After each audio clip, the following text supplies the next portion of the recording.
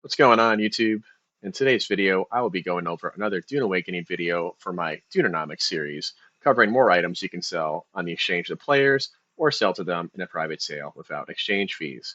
If you haven't watched my last video on this, I will cover 7 other items to sell that will make you all of the money you need to buy things like consumables, ornithopter parts for components, landshard rewards, and anything to come in the future expansions for Dune Awakening. Let's dive right into it. Starting off on the list is something I don't see falling out of demand unless they release sand crawlers that can harvest flower sand, and that's going to be silicon blocks. Silicon blocks are used in so many different items in the end game, and I imagine they'll still stay relevant even in the fall when new content releases. I definitely sell these to either players in bulk on the exchange, or if you're still in the mid game, try to sell these in a private sale to somebody for some quick Solari.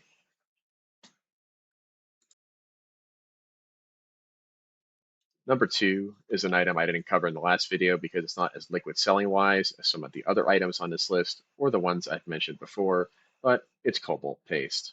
Cobalt paste is used for quite a few different ongoing things for base management and equipment in the end game, so there'll always be demand for cobalt paste, and it's a great resource to sell in bulk to other players, even if it's not the most in demand item. Number 3 are going to be Landshot exclusive rewards, such as the Mark 6 Buggy Cut Array or the upgraded Regis Spice Container and its associated soft step treads. These are great plans to sell if you already have copies of them. They might not go for an insane price, but people will buy them on or off the auction house, especially if you post them in the Atreides or Hardcore chat. Now, this is also going to be dependent on your server. If you have a week just before when you're trying to sell these where the vehicle plans were already on sale from the Landshot vendor, I would hold off and wait for them to be a little more scarce.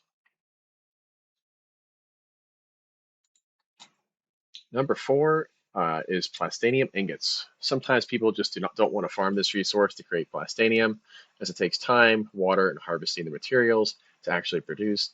I've seen people buy these off the auction house, and if you were to advertise this on your respective Trades Hardcore chat, I'm sure someone would buy them.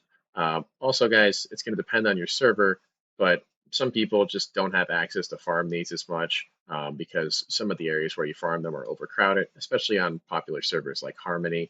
So if you have somebody that you can sell these to and you have a large supply of them, it could definitely net you a lot of Solari, especially if you're just starting out. Also, if we have new content release in the fall, these could still be a useful component that will be used to build other machinery or other fabricators in the future that might incorporate another resource as well.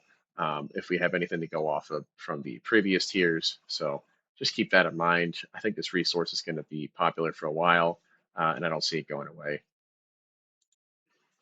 Number 5 will come as a shock for some of you today. It's going to be the Adaptive Holtzman Shield. This item has a very low chance to drop in the desert testing stations and is sought after for both PvE and PvP activities. Unless a Tier 7 version is added in the fall, a Polar Caps update, I don't see this item losing value. In fact, I'd even argue this is the most sought after item in the game right now for anything combat related. For those trying to get your Adaptive Holtzman shields, I definitely recommend farming the PvP side of the DD testing stations for the highest chance to get this shield to drop, as you're going to get more slots for the chests that drop in the PvP side versus the PvE to actually have a chance at acquiring this. That's all for today's video, guys. I hope you enjoyed my Dunenomics tips and tricks.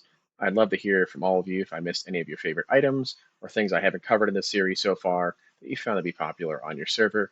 Don't forget to like and subscribe, and I'll see you in the next one.